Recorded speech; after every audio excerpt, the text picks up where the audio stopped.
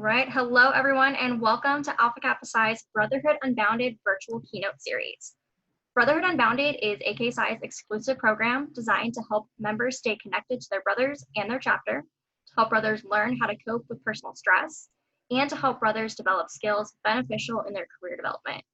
The virtual keynote series is part of the Institute of Business Leadership, which is comprised of monthly keynotes and the one-day Business Leadership Conference.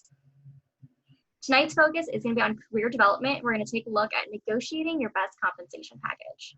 My name is Mackenzie Lalka, and I serve AK Psi as the Associate Director of Education, and I'll be moderating the webcast today. Before we dive into the content, just a few housekeeping rules that we're going to cover. All participants have been muted for the duration of the presentation and are going to begin with their videos off. While we will keep you muted throughout the presentation, except when you've been asked, you can go ahead and choose to turn on your video if you would like for other participants and the presenter to see you. The chat feature is also available for you to interact with other attendees and the presenter during the presentation. It is going to share your name, but consider also sharing your chapter or the university where you're from as well. At certain points during the presentation and at the end during Q&A, you can go ahead and submit any questions you have via the chat feature, or if you would like to ask your question verbally, you can use the raise hand button and we will unmute you. At this point, I'm going to go ahead and turn it over to our speaker, Mike Morand. Hi, good evening, and welcome to the first AK Psi virtual keynote focusing on skill development. My name is Mike Morand. A little background, I had a 30-year retail career as a successful senior executive for some of America's biggest retail chains. I lived and worked in Los Angeles, New York, St. Louis, and even Omaha, Nebraska during that time. After I retired from retail, I had the good fortune to teach college. I taught college courses focusing on leadership development, and I do continue to consult with the retail industry. I love today's topic, negotiating compensation. I've extended over 100 job offers personally to candidates that I felt strongly I wanted to be part of my organizations.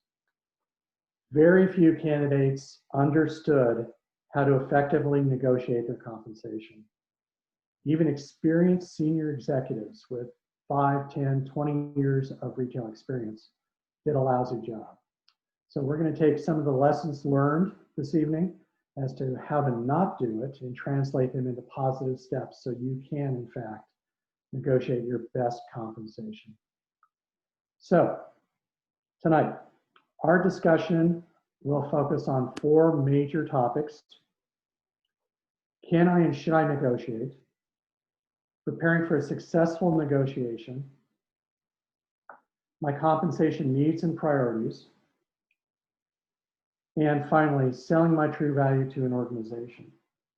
I have learned in these presentations, particularly during PBLI, to kick off with an open question period. Everyone has not everyone, but many people have a burning question, and they can't focus on what we discuss until they have the chance to ask that question. So does anyone have an opening question that is valuable to them and potentially valuable to the other participants this evening? And by the way, Mackenzie will be moderating the chat and hands up. So feel free to ask. We have time. It's a concise, hopefully, dialogue between you and I. And addressing your needs and questions is the most important topic of the evening. So any questions? Okay, I'm sure they will. Mackenzie says not yet. So we will continue with the discussion. Let me interject one potential question that might be on many people's minds. And that is, how does COVID impact my ability to negotiate? Well, it will have some impact, not as much as you would expect. Companies are still looking for qualified candidates to fill their needs in their organization. I would say that there will be fewer offers extended for the near term, but they will be serious offers. They have needs, excuse me, to address, and they want to do that, and they want to continue operating into the near and far term future. To do that, they need talent. I would say the difference to you as a potential candidate in negotiating your compensation is you need to bring honesty, humility, confidence, and preparation to those conversations. Humility and honesty being probably more important now than ever. So let's talk about topic number one, which is, can I negotiate? The answer, damn it, is yes. Alexander Carter, who is a Columbia law professor and also teaches negotiation at the United Nations, said that not negotiating now can hurt your earning potential and personal finances far down the road. If you don't take the opportunity now, you will never have the chance to have a second opportunity to negotiate with that particular company. Should I negotiate? The answer is, again, going to be yes. Why? Because higher compensation early in your career dramatically compounds over time. You know, $5,000 of additional salary going into a position compounds over 20 years into almost $200,000 of additional earnings over that time. Companies want to spend money to recruit performers, and high performers in particular. They have a budget, they want to spend that budget. And finally, negotiating sends the signal that you're a high performer. Accepting an initial offer without pushing back with some degree of requests to satisfy your needs sends, in my opinion, a difficult message. You're willing to settle. And my experience with brothers at AKSI is very few of them are willing to settle. So don't send that message. So should I negotiate? Yes. Can I negotiate? Again, the answer is yes. Very important. Going into any negotiation requires preparation. And I'm going to say that the preparation for negotiating better compensation will also do you well in terms of potential job interviews. And we'll talk about that in a minute. To go in to a negotiation or even your job interview, you need to understand the company and the industry. Specifically, salary range for your position, industry standards in terms of compensation, company standard benefits, and the company's needs. And in your own mind, underline that last line, company needs. The way to garner a higher compensation offer is to satisfy the company's needs. They only marginally care about your needs. They're going to negotiate with you from the position of satisfying their needs. So understanding what they need and being able to satisfy them raises your value. We listed here some of the sources in terms of research. Clearly, many of them are online resources. Glassdoor, Indeed.com, Salary.com, the company's own website, which is very important. The company, most organizations and most companies take the time to really lay out their vision, their needs, their objectives, and what the future of their organization is. By understanding that, again, you're understanding the company's needs. Other resources, social media. I'm sure everyone has used LinkedIn. I'm sure everyone has a LinkedIn profile, and Facebook. Facebook oftentimes will be used by the company to, and I'm sure you've talked about this, to research potential job candidates, and particularly before they extend a compensation offer. So make sure your Facebook reflects the you that you want them to see. Also, from a LinkedIn perspective, if there is a company that you anticipate extending you an offer, take a look at your LinkedIn profile to see if your profile reflects satisfying their potential needs, your skills, your attributes, and your experience. You don't have to customize it every single time you have a job interview, but make sure it reflects the reality of what the company is looking for. And I use the term company, I don't mean to, it's shorthand. It could be organization. There are job offers being extended to candidates in the non-government organization venues, charitable organizations, So I'm going to say company, but I don't mean that to be confined to just profit-seeking companies. Do your research, understand these things, and you'll be better able to address their needs. Also, when we talk about researching the company, understanding their standard benefits. You know, we're talking about a compensation package. We're not talking about just salary. Understanding their benefits will help you negotiate, because you don't need to negotiate for their standard benefits.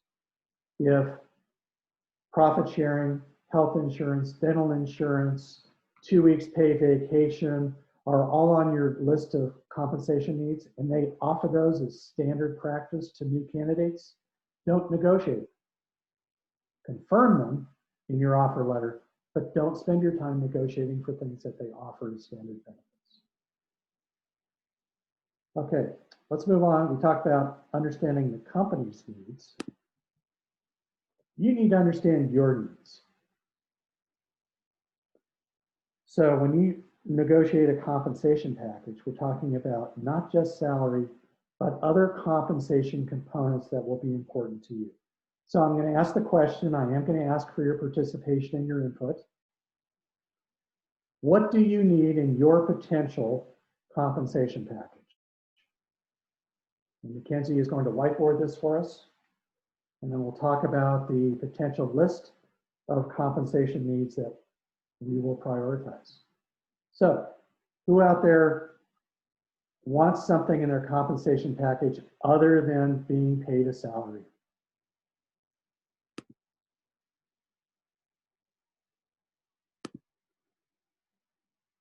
Okay, we have a potential bonus. Great. What else? What else is out there? This is a list of everything you could think of. Great. Vacation, sick time.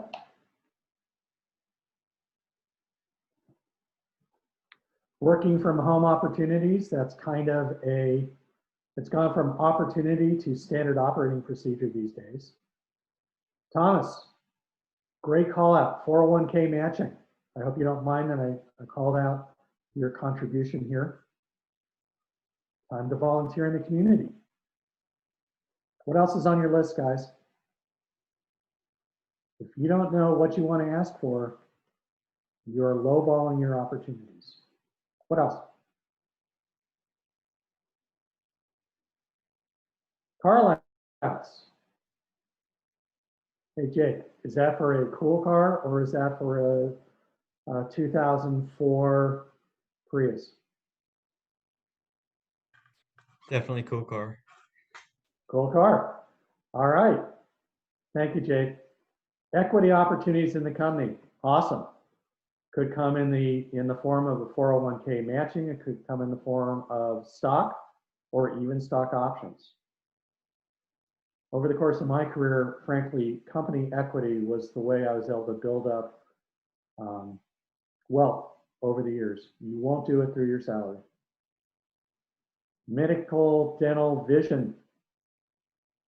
Terrific. Now, I mentioned earlier that understanding the company's standard benefits package, almost every reasonably sized organization or company will offer a dental, vision, or medical plan. But knowing what's included in that plan would be important. That's part of your research. What else is out there? What else do you want? What else do you need? Dry cleaning and laundry services. Dude, really? Okay. Important to Jason. Really, Jason? Okay. Jason, yes. He came back and said, yes, it's important to me. So it's not what we talk about here in terms of compensation components isn't what's important to Mike Morand. It's what's important to you as individuals. Signing bonus. Jessica, another great contribution. Relocation compensation.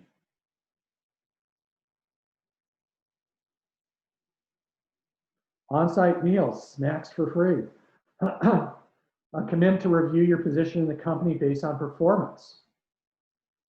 Someone asked the question at the last PBLI, what if I can't get all of the salary I want? can I negotiate that they would review my performance and offer me a raise in 6 months? The answer to that is generally yes, but you don't know if you don't ask.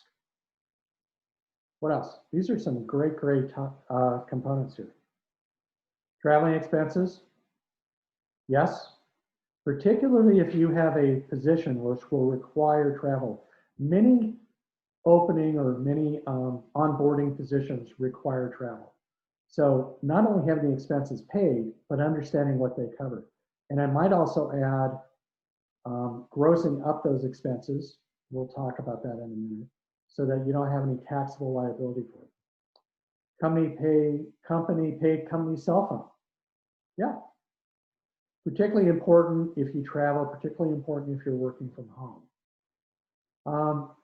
More of a detail, but can I keep my travel points?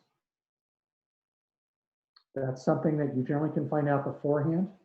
Most companies have moved away from basically confiscating your travel on company time. They've adopted the position that you're traveling is hard, and keeping your travel points should be a perk. Jessica, lots of great ideas. Education reimbursement. That could be for things such as getting your CPA. It could be for getting an important certification for your position. What is the most important education reimbursement you potentially could ask for?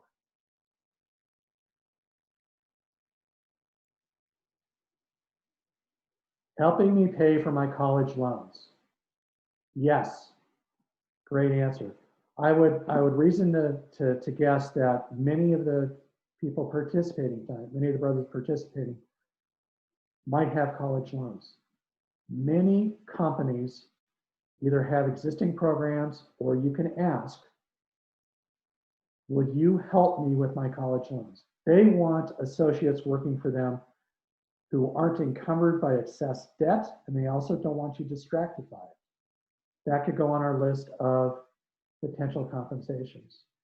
Master's degree, depends on the position, depends on what you're doing for the company. But if it is in fact part of the career path that you need a master's, that certainly should go on the list. So you've done the best job of any PBLI, past PBLI participants, in terms of identifying many of the potential components of a compensation package. In fact, you have covered everyone on my list, plus a couple extra. So congratulations and thank you.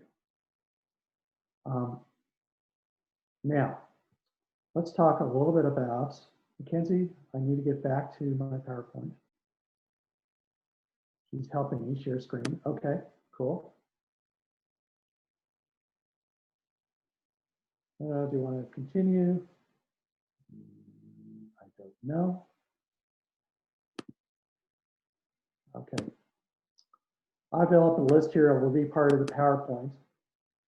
Add to this list anything that you've seen on the whiteboard, which is important to you. I would consider this a basic list. Okay. What's important, though, is you need to prioritize these components from the most important to you to the least important, because you are not going to get everything on your list. So for an individual who needs a higher salary, because they potentially might be the only income earner within their household, that might remain your highest priority. But let's say you have $120,000 of student loans to pay off.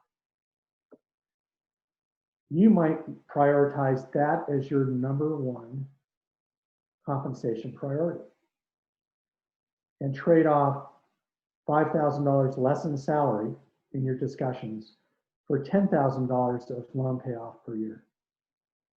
Prioritize your list. Know what's important. Start from the top. Take off this list anything that the company already provides: insurance, profit sharing, vacation time. unless you want more vacation time than they offer as a standard. And know what your needs are. You won't get everything, but you also won't get anything if you don't ask. Do you have any questions about these?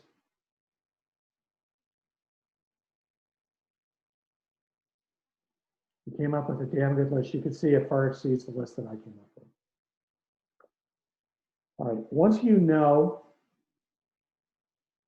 and you've prioritized your components of compensation, we're not going to spend time on it this evening, but part of the materials is a worksheet, a minimum salary worksheet, where I have listed all the known categories, all the ones I could come up with that you will have in terms of monthly expenses. Using that worksheet will help you identify what your minimum salary needs to be. It is often surprising for many people who are entering the workforce for the first time or are still relatively new within the first 4 or 5 years that living is expensive. Living in a big city is even more expensive. So completing that worksheet before you go into your job interview, and particularly when you know or you expect to be negotiating a compensation package, will establish the minimum threshold that you can accept to live the way you want to live. It lists such things as your rent, your car payment, your student loans, other things like pet expenses that you don't normally think about until it becomes an issue. Fill that out, have it available, and that will give you your minimum required salary that you can live on. Now, say you're talking to a company for your quote dream job, and they offer you less than that you've established as your minimum salary. You might need to make some cuts. You might need to make some trade-offs. Or you might decide that that dream job is one that you could look for in a different company who will pay you more. So I strongly recommend you pull up that worksheet, take a look at it, use it to establish the baseline of what you need to live on. Okay, so you know about the company, you know about what they offer in terms of compensation. You know their needs, you know their objectives. Now you need to know about you.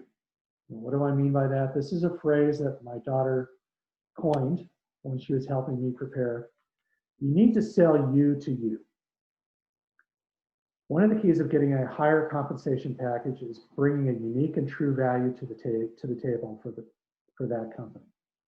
So you need to step back and you need to think about your unique set of skills, attributes, and experiences that define you, but most importantly, will satisfy the company's needs. And when I say sell you to you, you don't often self-assess this way. These skills, attributes, and experiences need to be meaningful, unique, and satisfy the company's needs. If you're able to come up with or develop this list, it's extensive and it is backed up with facts, you will raise your value in your negotiation. So to me, this is the most important part of our dialogue this evening. I want you to think about what those unique skills, attributes, and experiences can be. And I'd like you to chat now and provide feedback as to what makes you you. So sell you to yourself and sell you to me right now. What are those skills and attributes that will make you a unique candidate and raise your value? And Mackenzie will chat those for us. Mackenzie, do we have any contributions yet? Nothing yet. You guys feel free to drop it in the chat. Okay. So let me give you some Jessica examples. mentioned her previous experience. Excel skills. Yes. Okay. Previous experience. Let's focus on that for a second. When we say previous experiences that can satisfy the company's needs, what are those experiences that are unique to you? I'll give you a couple of examples maybe to kick this off. For 1 year of my college career, I studied in, and this is not true, this is not Mike, I studied in Shanghai, China for a year. Well, if you're interviewing with a company and you expect a job offer from a company that is opening up offices in China, wouldn't that be a unique and valuable skill or experience, actually experience, that would raise your value to that company? Previous job experience. What if you know, many of us, including myself when I was in college years ago, had to work full-time while going to school full-time to make ends meet. How did I balance, how did I juggle those responsibilities to do both successfully? That is a unique experience. Many people do it, but it might be unique among the candidates that are talking to this company. For you to be able to express that in such a way that you prioritized, you focused on what was important, you used your work experience to help you at school, and by that I mean you kept good care of yourself, you were able to maintain your health through that experience. How did you do that? By being able to express that raises your value to a company. We have any other chat ideas, Mackenzie? Yeah, we've got actually a couple come in. Amy says being highly self-motivated and organized. Jessica also adds projects that you've done to save company money. Got Great. different certifications people have. So let's talk about motivation. You're self-motivated and you're hard worker. Okay, I think that's a given for almost any candidate for a meaningful position in a company. But what makes you you? Self-motivated. Well, I'll make up an example. And again, examples are great ways to explain your unique value. I moved from being the inventory clerk for the company I was working for, and I ended up through hard work, working longer hours, taking on projects that were originally assigned to my boss to be able to ease her workload. I was able to develop the skill set to be a purchasing manager at 19 years old for the company I was working with. So I was able to develop through my self-motivation, my need to work hard, never sit still. I was able to take 30% of her workload, and she had been doing the job for 20 years. So translating your experience into something which is tangible and meaningful to the company, particularly if the company, say, is looking for a buyer or a purchasing manager. You are 1/3 of the way trained there. Wouldn't that be valuable to the company? What else do we have, Mackenzie? Right, we've got Tara mentioned certifications and software like Tableau. Right? Particularly if the software extends beyond basics of Word, Excel, PowerPoint. Say you have GIS experience. You know how, and many of our college courses this year, or at this time, teach the GIS basics. What if you're able to navigate Arcus GIS Pro? Again, you're bringing a unique skill set to the table. What else, Mackenzie? We got leadership roles and a specific organization they're a part of. So what organization are we part of this evening? AK Psi. AK Psi is a business fraternity focusing on developing principal business leaders. Just being able to explain the role of of AK Psi in terms of your personal development as a business leader sets you apart. Let's take a college. Let's take Loyola Marymount in Los Angeles. Their chapter had about 30 members out of a school of 12,000 undergraduates. What is that percentage? It's pretty low. So the chances that anyone else is going to go into an interview or a compensation discussion, having had the experience of AK Psi, is going to be pretty unique. Being able to explain what AK Psi did for you in terms of developing the skills that the company needs will set you apart. What else is on our list, Mackenzie? Right. We got Amy mentions that she identified gaps and reduced a company's expenses by over $1 million annually. Holy moly. I almost said a bad word. Being able to, that is meaningful, it is genuine experience, it should be honest, but being able to put a number like that on the table will get a compensation executive's attention. And the natural question is, how did you do that? Just be prepared to answer that question. So what else sell you to you? What else makes you unique as a candidate who can satisfy the company's needs? Do we have any other ideas out there, Mackenzie? Yeah, and Thomas mentions that he left his job to start his own company, moved to India to open an office with the team to build out his platform ideas. Awesome. Entrepreneurship, willing to take risks, working in a culture that he knows and American business is particularly interested in pursuing. All things that are extremely valuable and unique to almost any company in American business today. What else is on our list? Well, these are some terrific unique skills, attributes, and experiences. Amy also mentioned just process improvement, and Jessica mentions experience with interpersonal skills and being able to work well with others or clients. Okay, I'm going to stop for a second and talk about working well with others. Businesses do look for people that can work well within groups. You just need to be able to express it in such a way that is meaningful and unique. So if working well with others means that you were voted as president of your chapter and you had a pretty dysfunctional e-board before that, but you came aboard and you facilitated people working better with others, you need to describe what you did to make that happen. I would say 95% of the resumes and the job that I received and reviewed, working well with others, working hard, and were the top two standard responses on those resumes. It is very important. It's very important if you can demonstrate what makes you unique in having addressed that need. And Mackenzie, a couple more to wrap it up? Looks like that was the last one. Okay.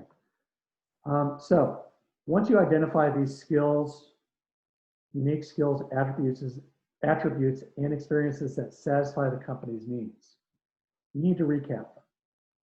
You need to prioritize them. You need to make sure they address the company's needs, and you need to review them with a partner who is going to be honest with you and give you feedback and call BS if it is just a generality without specifics and not meaningful to that company. This partner needs to provide honest and direct feedback to you, and you're going to hone it to a list of, I wouldn't say 12 unique skills, attributes, or experiences, but if you have 5 or 6 going in, that will truly set you apart and will raise your value, your unique and true value. So the objective then is to convince them you are worth everything you're asking for and maybe more. One quick story, and I don't want to go too long. I had an individual interview for an assistant buying job in my last retail. As the head merchant, I was responsible for all buyers in the organization. I made it a practice of interviewing every potential assistant buyer or buyer. She came on board.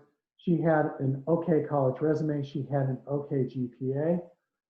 And in the course of the discussion, she said, I want and need this job, and I am willing to do anything to become a buyer in your organization. She had already listed a couple of unique skills.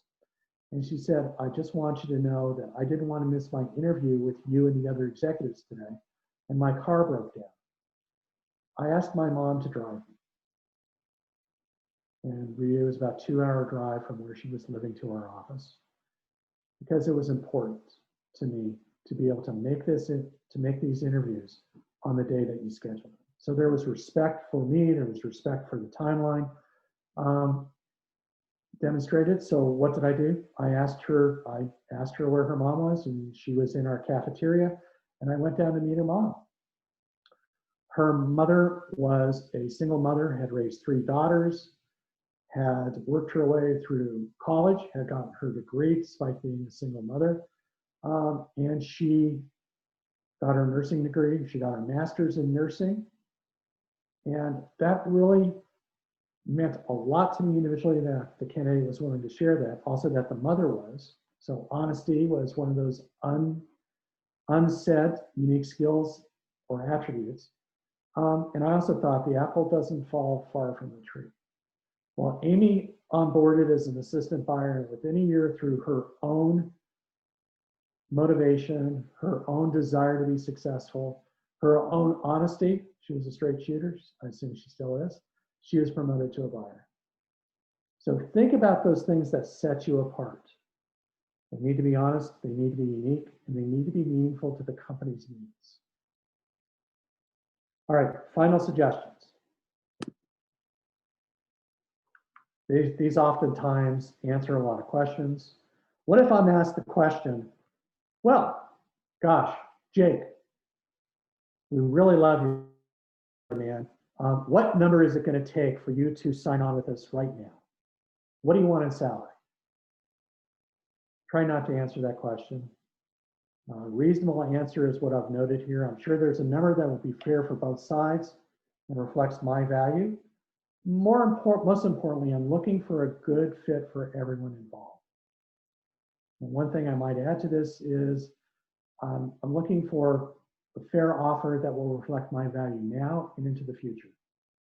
Feel free to plagiarize that. You will be asked 90% of the time, what's it going to take for you to say yes? If that's the first question as part of your compensation negotiation, try not to answer it. Try to get them to put a number on the table first. I hope that makes sense. Next, you're given a job offer. They extend a job offer to you. Most likely it'll be in this forum, given what's going on in the wider America right now. The first thing you say to any job offer is thank you. Why? It demonstrates, frankly,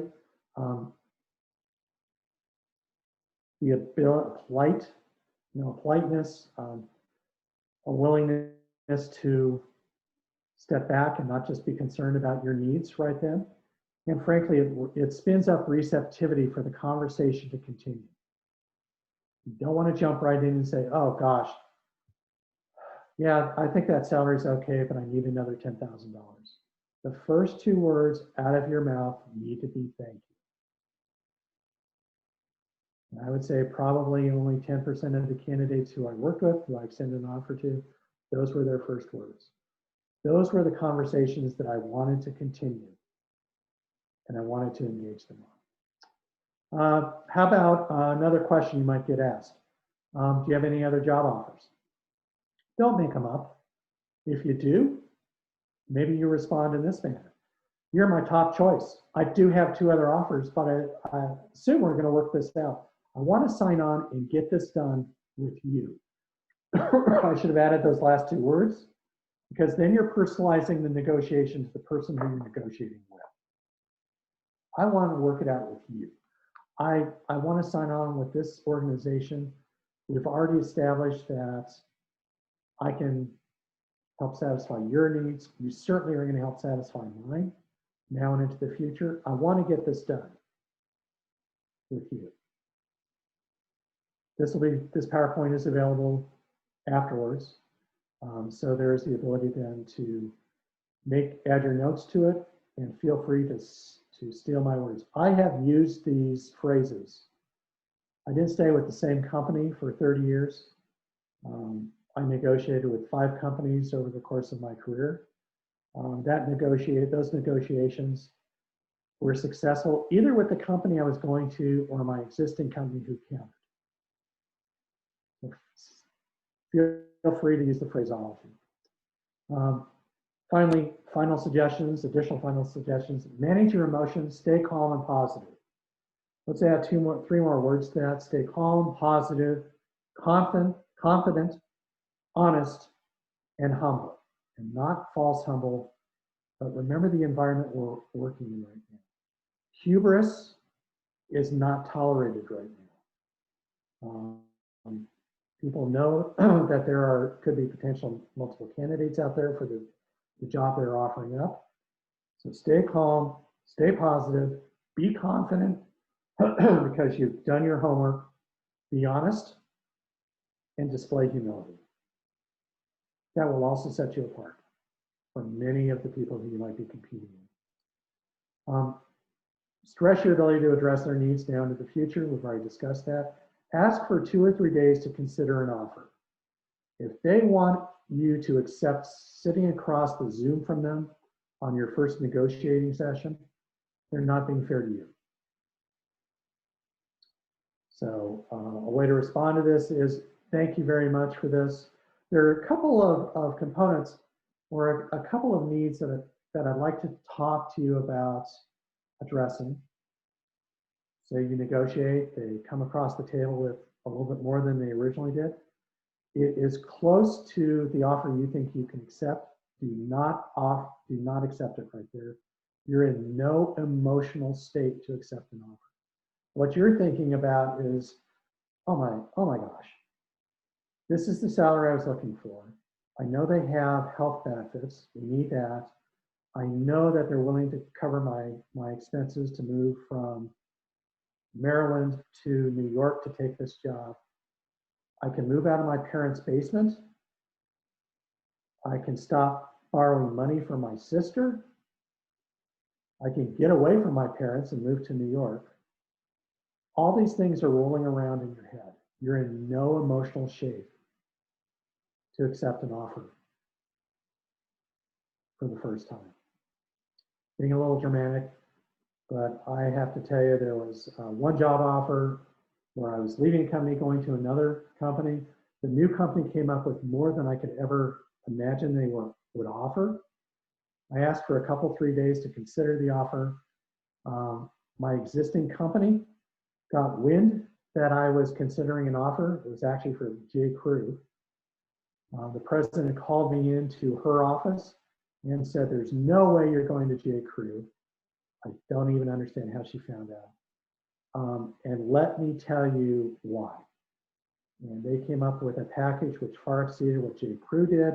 I had a little bit of guilt that I had numerous conversations with J. Crew to construct this offer. But at the same time, I couldn't turn down my existing company's offer. So the 2 or 3 days could also let something like that happen. Get your final compensation agreement in writing. It is amazing how many times you will have a conversation with someone about one of the compensation components, and it never materializes. Say you ask the question, I think the salary is honest and fair that you've offered me, but I think I'm going to far exceed your expectations in the next 6 months. Can we revisit my compensation in 6 months after I've proven my value? And the person extending the offer says, sure, yeah, no problem. It's not in the written compensation agreement, and 6 months down the road, they're not being dishonest. They may honestly have forgotten. You'll never be able to put that on the table. Get every element you negotiate in writing. And finally, know when to walk away. If they're not meeting your needs with your compensation package, salary, the other elements you prioritize, know when to walk away. You're making a commitment to this organization and to yourself to be successful there. If you're not going to be able to do it because you're not going to be fairly compensated, know when it's time to walk away. And that is also an emotional decision to make. So, final suggestions. We're going to talk, questions. What questions do we have? What hasn't been answered? All right, we did get a few dropped in the chat earlier, so if you have others that you didn't ask, feel free to drop them in the chat or raise your hand if you want to ask it to Mike verbally. We'll go ahead and start with a few that we got earlier. So Mike, the first one we had is, what's a considerable amount of an increase to ask for from the initial offer, especially if it might be below your original ask? Okay, if you've done your research of the company, you may determine that it's a pretty standard thing. High performers get about a 10% raise, 5% raise, 8% raise after their first year. So what I would say is if the company for a high performer has been known to pay 5 to 8% increases after the first year, then cut it in half and add something. So let's say that it's pretty standard that they offer 8 to 10% salary increases after the first year. Try to negotiate for 5 or 6 on your 6th month. That would be within the realm of reasonableness. What else, Mackenzie? All right, second question right here is if the employer asks you what type of salary you're looking for, how should you respond? Do you give them a recommended range, and how would you structure that range? Okay, so my first final suggestion was try not to answer that question. Try to respond with, I'm looking for a number that's fair to both sides. I'm sure the compensation or the salary will be commensurate with my value now and into the future. If many companies will try to pin you down. You've already done your research, knowing what the high and the low is within the salary range for that position with that company. If they try to pin you down to a number, offer them up a number at the high end of that range. You can always go down, you can never go up. Right. Next question is, should internships be negotiated? And if so, do you have any specific tips for internships specifically? Yes. If that is important to you as one of your components and a priority component, put it on your list. Put it high on your list. And many companies will, in fact, negotiate that. All right. To follow up on kind of the first question, so if their initial offer is below your original ask, your required minimum, how can you approach the question of asking for a salary increase without coming across as greedy? Okay. You have needs. You've identified those needs. Okay. You know that your need to live successfully in Chicago, making this up now, is $50,000 salary. They offer you 40, then it's very reasonable for you to come in and explain to you why it's difficult for you to move to Chicago with the higher expenses of living on $40,000. And you've done your work already to know what they pay and what you're willing to accept. Just explain. Often just an honest explanation is all that's needed to move them off that original number. It's particularly important if you're dealing with someone who is from HR and their only job is to extend compensation offers. They often have a pretty narrow range of what they can offer. If you're able to extend the conversation and explain the additional needs, that gives them the opportunity to explain to their boss why you need more. And what they can also bring in that same conversation to their boss is why you deserve more based on your unique set of skills, attributes, and experiences. Does that make sense? Okay, what else, Mackenzie? All right, Angelica says yes, so thank you for that answer there. So you kind of brought up initially at the beginning about COVID. So what are some different specific considerations to think about negotiating in the current environment, knowing what's going on in the world? Understand how they operate. Are they still running a central office with COVID medical parameters? Or are they operating entirely virtually, or is it a combination of both? Once you understand how they operate, and you can ask that question of the people who you're interviewing with or negotiating compensation. If you understand that they're operating entirely virtually, ask them how long they anticipate that going on, or have they made the commitment to continue to operate in a virtual environment into the foreseeable future. Once you understand how they plan to operate, then that might open some conversation of some additional compensation components. For example, if you have to operate from home, make sure you have a high-speed internet connection. Make sure your computer will handle that. Will handle Zoom, will handle conversations with your potential clients or customers of the company. And if it's not, put that on the table as a need. Well, you indicate that for the next year or two or for the foreseeable future, we will continue to operate virtually. You might need a new computer, you might need a printer at home, you might need an upsized monitor, and certainly a high-speed internet to be able to be efficient. Or conversely, if you understand that they're still operating from the central office, you'll need to understand or to make sure you're comfortable with that. If you have a pre-existing condition or someone within your household does, you might not be comfortable operating within that environment, at which point you might say, oh, I understand that works for many of your employees. Do I have the opportunity to operate virtually? And again, they don't want to lose you as a candidate over something as simple as that. Companies, when they get to the point of offering compensation, they've spent time and money interviewing you, considering you, researching your background, checking out Facebook, checking your LinkedIn account. So they have already invested money in you and they want to be able to succeed in terms of landing you as a future associate, future employee. If they are lowballing you, if they are coming to you with an offer which doesn't reflect either their published salary range or your unique skill set, then you need to consider walking away. Any other questions, Mackenzie? Yeah, so how does it change does it change if you're moving from one job to another within the same company? Should you treat it as a new negotiation, or what new factors should you consider? It makes negotiating for compensation more difficult. You can't go in with your full list of needs and priorities.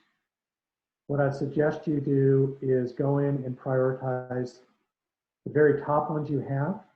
If the salary for a raise is negotiable within the same company, basic benefits are not, but you already know those and you've not put those on the table in a negotiation. You just take those for granted. I would say things like salary is negotiable, a review in 6 months in the new position with a salary increase is negotiable. I think additional training, I think certifications are all negotiable as part of a move within the same company. I hope you've gotten that promotion based on your unique set of skills, attributes, and experiences, and also the value you brought to the company.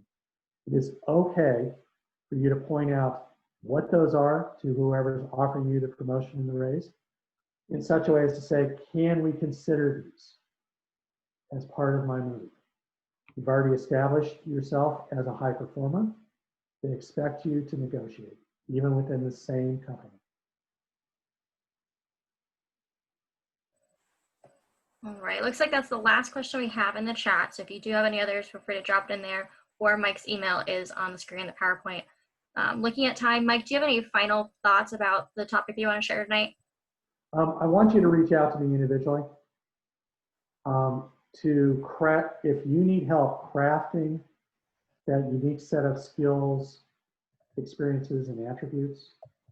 You often own them. You just don't realize it, or you don't know how to state it.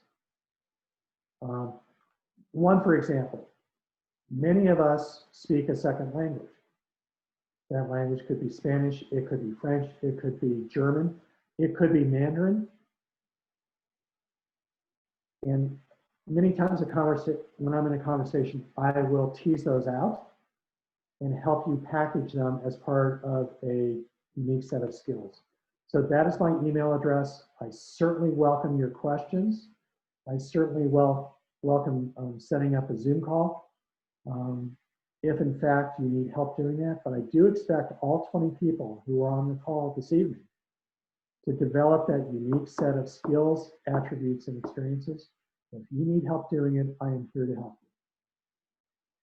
you. At PBLI, we oftentimes had a dozen people who would stay after PBLI, my sessions at PBLI on this exact topic, and a 15-minute, 20-minute conversation becomes an oh wow for many people, I did know that that was valuable.